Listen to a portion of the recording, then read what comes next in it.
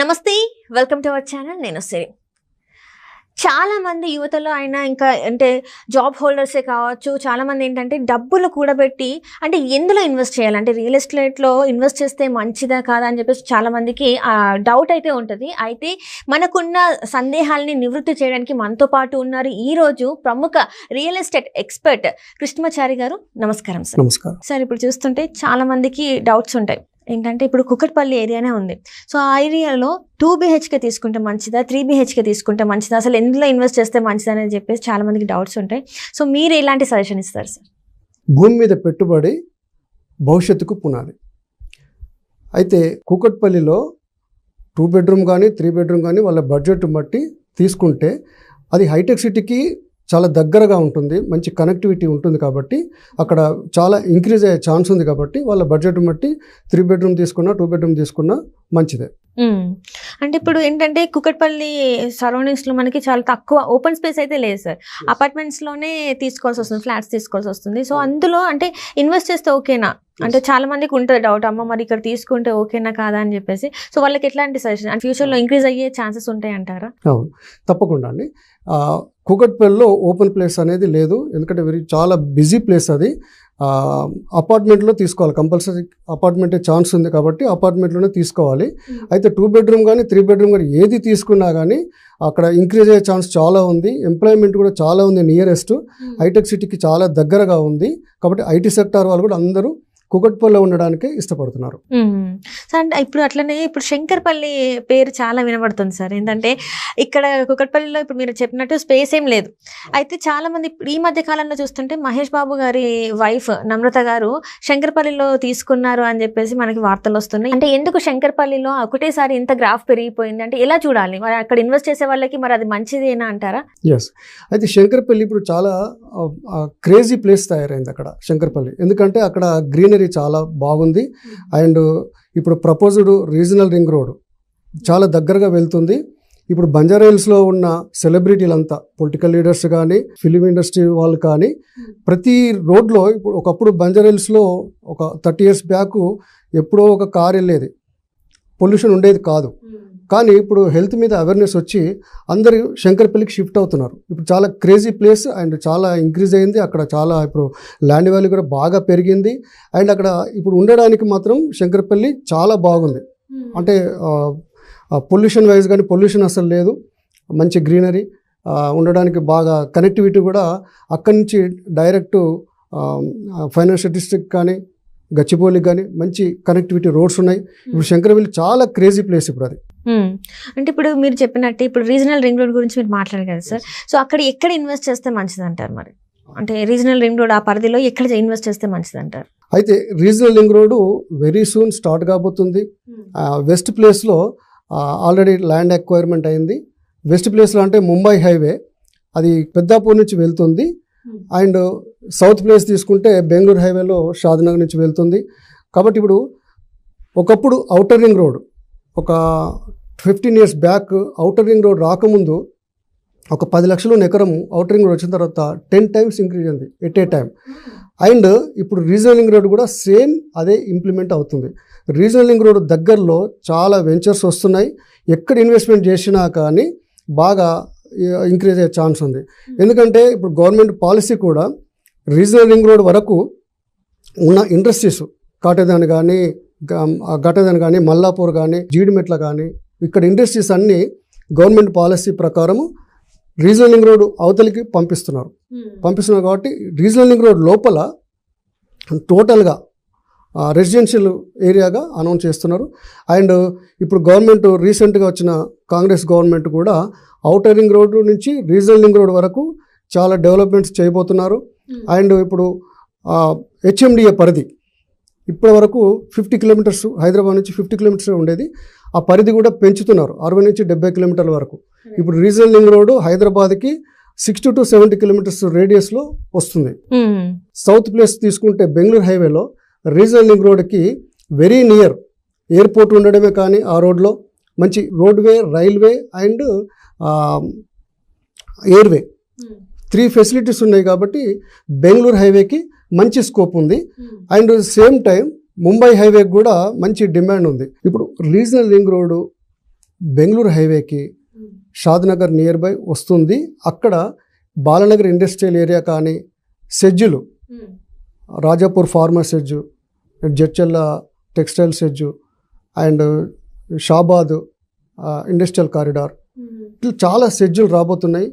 లక్షల్లో ఎంప్లాయ్మెంట్ ఉంది. షాద్నగర్ ఏరియా తీసుకుంటే ఒక 50 lakhs ఎంప్లాయ్మెంట్ నెక్స్ట్ 10 yearsలో రాబోతుంది.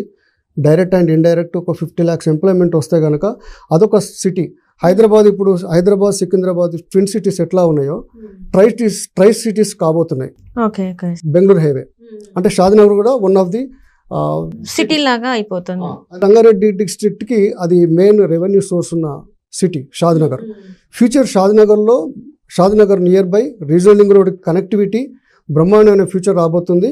ఇప్పుడు ఔటర్ రింగ్ రోడ్ ఎంతైతే డెవలప్ అయిందో సేమ్ రీజనల్ రింగ్ రోడ్కి ఇన్వెస్ట్మెంట్ చేస్తే కూడా ఇప్పుడు ఔటర్ రింగ్ రోడ్ లోపల ఒక 50,000 కంటే తక్కువ లేదు పర్ యార్డు. అదే రీజనల్ రింగ్ రోడ్ కూడా సేమ్ ఇంప్లిమెంట్ కాబోతుంది. ఇప్పుడు తక్కువ ప్రైజెస్లో వస్తున్నాయి కాబట్టి before regional ring road start కాకముందే ఇన్వెస్ట్ చేయడం ఒక మంచి ఆలోచన. సో అట్లనే ఇప్పుడు చూస్తుంటే Srisailam highway, Chilukuru road and ఇంకా శంకర్పల్లి, ఈ మూడు ప్లేసులలో ఎక్కడ పెట్టుబడి పెడితే మంచిది అంటారు సార్? 3 ప్లేస్లో కూడా మంచి ఇన్వెస్ట్మెంట్ సోర్స్ ఉన్న, అంటే ఇన్వెస్ట్మెంట్కి మంచి ప్లేసెసే. ఇప్పుడు మనము శ్రీశైలం హైవే తీసుకుంటే ప్రపంచంలోనే పెద్దది, 19,500 ఎకరాల్లో ఫార్మర్ సెజ్ రాబోతుంది. అక్కడ ఒక మోర్ దెన్ 5 lakhs ఎంప్లాయ్మెంట్ రాబోతుంది. కాబట్టి శ్రీశైలం హైవే మంచి చాయిస్ అక్కడ ఇన్వెస్ట్మెంట్ చేయడం. అక్కడ ఇన్వెస్ట్మెంట్ చేస్తే కనుక very close to pharma city, pharma university, pharma manufacturing, pharma R&B, research and development, ఇదంతా రాబోతుంది. 5 lakhs ఎంప్లాయ్మెంట్ వస్తుంది. కాబట్టి అక్కడ ఇన్వెస్ట్మెంట్ చేస్తే మంచి గ్రోత్ ఉంది. సేమ్ టైం మహారాష్ట్రియన్స్ కానీ, కర్ణాటక వాళ్ళు కానీ, వాళ్ళకు బెంగళూరు, ముంబై వాళ్ళ క్యాపిటల్ సిటీస్ చాలా దూరం, 100 kilometers ఉంటుంది. కాబట్టి అందరూ హైదరాబాద్లో ఇన్వెస్ట్ చేయడానికి చూస్తున్నారు. ఎందుకంటే మన ఇంటర్నేషనల్ ఎయిర్పోర్ట్ కనెక్టివిటీ ఉంది కాబట్టి ఇక్కడ ఇన్వెస్ట్మెంట్ చేస్తున్నారు. సో అట్లనే సార్ ఇప్పుడు ఏంటంటే చాలా మందికి డౌట్, అంటే రియల్ ఎస్టేట్లో పెడితే చాలా టైం పడుతుంది, దాని బదులు మరి బంగారం తీసుకుంటే బెస్ట్ అని చెప్పేసి కొంతమంది అనుకుంటారు. ఇందులో వాస్తవం ఉందంటారు. అంటే బంగారం తీసుకుంటే బెస్ట్ అంటారా, లేకపోతే డబల్ రేట్లో అంటే భూమి మీద ఇన్వెస్ట్ చేస్తే మంచిది అంటారా? నంబర్ 1 చాయిస్ భూమి మీదనే ఇన్వెస్ట్మెంట్ చేయాలి. బంగారం మీద నేను చూస్తే ఒక 10-20 yearsలో ఒక 10 times మాత్రమే బంగారం వాల్యూ పెరిగింది. కానీ అదే రియల్ ఎస్టేట్లో 20 yearsలో ఒక 40 times ఇంక్రీజ్ అయింది. అంత వేరియేషన్ ఉంటుంది. అన్ని పెట్టుబడుల్లో ల్యాండ్ మీద ఇన్వెస్ట్మెంట్ చేయడమే తెలివైన పని. ఖచ్చితంగా ల్యాండ్ ఇన్వెస్ట్మెంటే చాలా ఫ్యూచర్ ఉంది, చాలా ఫాస్ట్ గ్రోత్ కూడా ఉంది. ల్యాండ్ ఇన్వెస్ట్మెంటే బెటర్. అంటే ఇప్పుడు చాలా మంది ఏంటంటే వాళ్ళ దగ్గర చాలా తక్కువ అమౌంట్ ఉంటుంది. తక్కువ అమౌంట్లో మరి ఎలా ఇన్వెస్ట్ చేయాలి సార్ మరి భూమి పైన? అంటే బంగారం ఇప్పుడు ఒకవేళ ఒక తులం అనుకుంటే 60,000 62,000లో వచ్చేస్తుంది. అదే ఇప్పుడు ఒక 2-3 lakhs ఉందనుకోండి, ఒక 5 lakhs లోపే ఉందనుకోండి, ఎలాంటి ప్లేసెస్ మీద ఇన్వెస్ట్ చేస్తే మంచిది అంటారు? అంటే ఫార్మ్ ల్యాండ్స్ తీసుకుంటే మంచిదా, లేకపోతే సిటీ అవుట్స్కట్స్లో వాటిని ఇన్వెస్ట్ చేస్తే మంచిది అంటారా? సిటీ అవుట్స్కట్స్లో ఆ రేట్లలో కూడా దొరుకుతున్నాయి మనకి. Regional link road near by, నేను 100 kilometers చెప్పినాను. Regional link road 60 to 70 kilometers డిస్టెన్స్లో వస్తుంది. దాని అవతల కూడా ఇన్వెస్ట్మెంట్ చేస్తే కూడా చాలా ఫ్యూచర్ ఉంది. ఇప్పుడు ఫామ్ ల్యాండ్స్ కూడా మనకు 3-4 వేలకు కూడా అవైలబుల్గా ఉంది. అయితే వాళ్ళ బడ్జెట్ బట్టి outer ring road to regional ring road అవతల కూడా ఇన్వెస్ట్మెంట్ చేసినా కానీ మంచి ఫ్యూచర్ ఉంది. ఎందుకంటే కనెక్టివిటీ రోడ్స్ అన్నీ వస్తున్నాయి. అండ్ రీజనల్ రింగ్ రోడ్ అవతల మిడిల్ క్లాస్ పర్సన్స్ ఇన్వెస్ట్మెంట్ చేయొచ్చు. ఎందుకంటే హైదరాబాద్ గ్రోయింగ్ సిటీ, 4 దిక్కుల ఇంక్రీజ్ అయ్యే ఛాన్స్ ఉంది, ఎక్స్పాన్షన్ అయ్యే ఛాన్స్ ఉంది. ఫ్యూచర్లో ఇప్పుడు హైదరాబాద్ పాపులేషన్ 1,50,00,000. ఫ్యూచర్లో నెక్స్ట్ 10 yearsలో పాపులేషన్ డబుల్ అయ్యే ఛాన్స్ ఉంది. అందరికీ ఇండ్లు కావాలి కాబట్టి హైదరాబాదు 100 kilometers వరకు వెళ్ళే ఛాన్స్ ఉంది. కాబట్టి నేను చెప్పే రీజనల్ రింగ్ రోడ్ అవతల ఇన్వెస్ట్మెంట్ చేసిన 3 to 4 yearsలో డబుల్ అవుతుంది. అంటే తక్కువ బడ్జెట్లో అయినా మనకి అక్కడ ప్లేస్ వస్తుంది కాబట్టి మీరు 3 to 4 yearsలో దీనికి డబల్ ఇన్వెస్ట్మెంట్ మీరు తీసుకోవచ్చు. ఒకవేళ అమ్మితే మనకి డబల్ ఇన్వెస్ట్మెంట్ అంటే డబల్ పే మనకి రీబ్యాక్ అవుతుంది అంటారు. 3-4 yearsలో డబుల్ అవుతుంది, ఖచ్చితంగా అవుతుంది. అంటే ఇప్పుడు ఇంకొక డౌట్ ఏంటంటే సార్, ఇప్పటి వరకు మనం మాట్లాడుకుంది ఏంటంటే ఎక్కడ భూములు తీసుకుంటే మంచిది, ఎక్కడ ఫ్లాట్స్ తీసుకుంటే మంచిది అని మనం మాట్లాడుకున్నాం కదా. అలానే అసలు రియల్ ఎస్టేట్లోకి రావాలి అంటే చేయాలి అంటే ఎలాంటి ట్రైనింగ్ తీసుకోవాలా, లేకపోతే అసలు ఎలాంటి అనుభవం ఉండాలి అసలు రియల్ ఎస్టేట్ రంగంలో దిగాలి అంటే? ఇప్పుడు రియల్ ఎస్టేట్లో ఎంప్లాయ్మెంట్ చాలా ఉంది రియల్ ఎస్టేట్లో. ఎందుకంటే ప్రతి ఒక్కరికి ఫుడ్ ఇండస్ట్రీ, టెక్స్టైల్ ఇండస్ట్రీ ఎట్లనో హౌస్ కూడా కావాలి కాబట్టి చాలామంది రియల్ ఎస్టేట్లకు ఎంప్లాయ్మెంట్ కోసం వస్తున్నారు. ప్రతి చదువుకున్న వాళ్ళకి గవర్నమెంట్ ఎంప్లాయ్మెంట్ అందరికీ ఇవ్వలేరు కాబట్టి చాలామంది రియల్ ఎస్టేట్లోకి వస్తున్నారు. అది ఇప్పుడు రియల్ ఎస్టేట్ అనేది చాలా అవసరం కూడా. కాబట్టి రియల్ ఎస్టేట్లో రావాలనుకునే వాళ్ళు కొంచెం అబ్జర్వ్ చేయాలి. ట్రైనింగ్ కూడా కంపెనీస్ ఇస్తున్నాయి. ఇందులో మంచి ఫ్యూచర్ కూడా ఉంది రియల్ ఎస్టేట్లో. కాబట్టి ఎవరు వచ్చినా ఇక్కడ సక్సెస్ అవుతున్నారు. అంటే ఇక్కడ ఏంటంటే సార్, చాలా మంది రియల్ ఎస్టేట్ అనగానే అబ్బాయిలు మాత్రమే చేయగలుగుతారు, అమ్మాయిలు చేయలేరు అని ఉంది. సో మరి అమ్మాయిలకు కూడా అంతే ఉంటుంది అంటారా మరి స్కోప్? ఉంటుందండి. ఎందుకంటే ఒకప్పుడు అన్ఆర్గనైజ్డ్ రియల్ ఎస్టేట్, ఇప్పుడంతా ఆర్గనైజ్డ్ సెక్టర్గా మారిపోయింది. రియల్ ఎస్టేట్ కూడా ఒక కార్పొరేట్ స్టైల్లో చేస్తున్నారు కంపెనీలో. నేను చూస్తున్న 20 years నుంచి ఈ రియల్ ఎస్టేట్ ఫీల్డ్లో ఉన్నాను. లేడీస్ కూడా మోర్ దెన్ 30% ఈ ఫీల్డ్లో ఉన్నారు, సక్సెస్ అవుతున్నారు.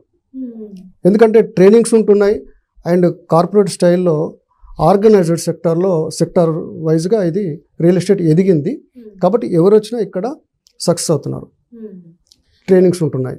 అంటే మహిళలు కూడా చేయొచ్చు, ఈజీగా చేయొచ్చు అండి. మహిళలు కూడా చాలామంది ఇందులోకి వచ్చి మిలియనియర్ అండ్ కరోడ్పతులు అవుతున్నారు.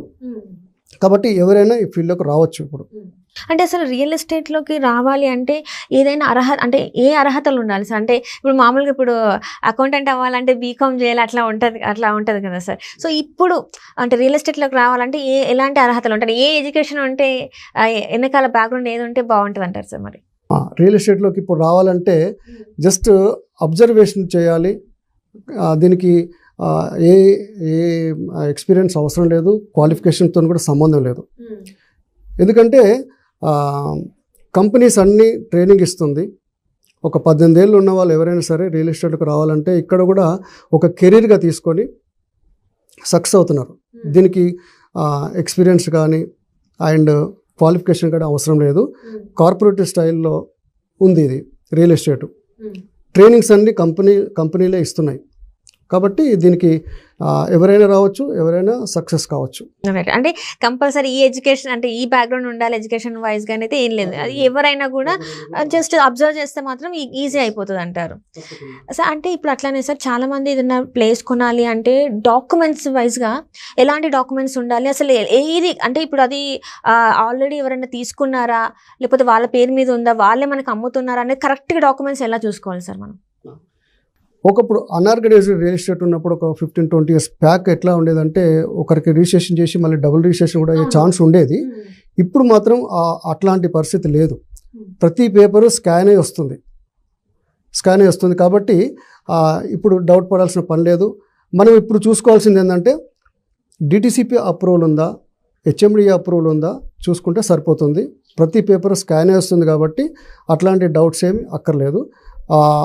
మనము ఇన్వెస్ట్మెంట్ చేయాలనుకుంటే ప్లాట్ కొనాలనుకున్నప్పుడు అప్రూవల్స్ ఈసీ తీసుకోవాలి, ఎన్కమరెంట్ సర్టిఫికేట్ చూసుకోవాలి అండ్ లింక్ డాక్యుమెంట్స్ మనకు ఒక 13 సంవత్సరాలు ఉంటే లోన్ వస్తుంది హౌస్ కన్స్ట్రక్షన్కి.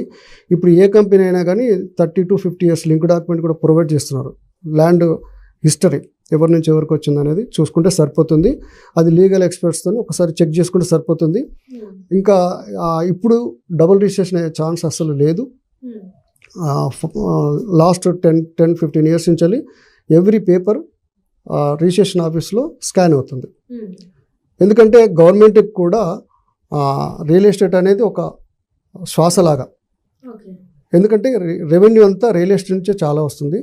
రియల్ ఎస్టేట్ మీద డిపెండ్ అయ్యి ఒక 50 రంగాలు బిజినెస్ చేస్తూ ఉంటాయి. కాబట్టి రియల్ ఎస్టేట్ అనేది గవర్నమెంట్ కూడా చాలా రెవెన్యూతో కూడుకున్న పని. జిఎస్టీ కానీ, రిజిస్ట్రేషన్ స్టాంప్స్ డ్యూటీ కానీ, అంతా రియల్ ఎస్టేట్ ద్వారా గవర్నమెంట్కి ఇన్కమ్ వస్తుంది. అయితే ఇప్పుడు అట్లనే సార్, ఇప్పుడు చాలామంది ఒక ప్లాట్ లేకపోతే ల్యాండ్ తీసుకుంటారు. తీసుకున్న తర్వాత ఏంటంటే వాళ్ళు తీసుకునేటప్పుడు కొన్ని ఇబ్బందులు పడుతూ ఉంటారు డాక్యుమెంట్స్ వైజ్గా. అండ్ అమ్మేటప్పుడు కూడా కొన్ని డాక్యుమెంట్స్ ఏదో తీసుకునేటప్పుడు ప్రాబ్లమే పడుతున్నారు, వాళ్ళు అమ్మేటప్పుడు కూడా ప్రాబ్లమ్ని ఫేస్ చేస్తున్నారు. సో ఇలాంటి ప్రాబ్లమ్స్ ఫేస్ చేయొద్దంటే ఎలాంటి జాగ్రత్తలు తీసుకోవాలి ఏంటి అసలు? ఫస్ట్ మనం ప్లాట్ తీసుకునేటప్పుడు ఆ కంపెనీ బ్యాక్గ్రౌండ్ చూడాలి. అండ్ వాళ్ళ దగ్గర ఉన్న డాక్యుమెంట్స్ తీసుకొని లీగల్ ఎక్స్పర్ట్తో ఒకసారి చెక్ చేసుకుంటే సరిపోతుంది. 99% ఇప్పుడు అంతా ఆన్లైన్లో జరుగుతూ ఉంది. అండ్ ప్రతి పేపర్ స్కానే వస్తుంది కాబట్టి అట్లాంటి ప్రాబ్లం ఏం లేదు. ఒకసారి చెక్ చేసుకొని తీసుకున్న తర్వాత మళ్ళీ సేల్ చేసేటప్పుడు కూడా సేమ్ ప్రాసెస్ ఉంటుంది. ఒకసారి చెక్ చేసుకొని ఎవరైనా తీసుకుంటారు. కాబట్టి ఇప్పుడు ఆ ప్రాబ్లమ్స్ లేవు. ఒకప్పుడు అనార్గనైజ్డ్ రియల్ ఎస్టేట్ ఉన్నప్పుడు ఒక పేపర్ తక్కువ రిజిస్ట్రేషన్ అవుతుండే, అట్లా ప్రాబ్లం అవుతుండే. కానీ ఇప్పుడు అంతా ఆర్గనైజ్డ్ సెక్టర్గా అది కూడా ఒక కార్పొరేట్ స్టైల్లో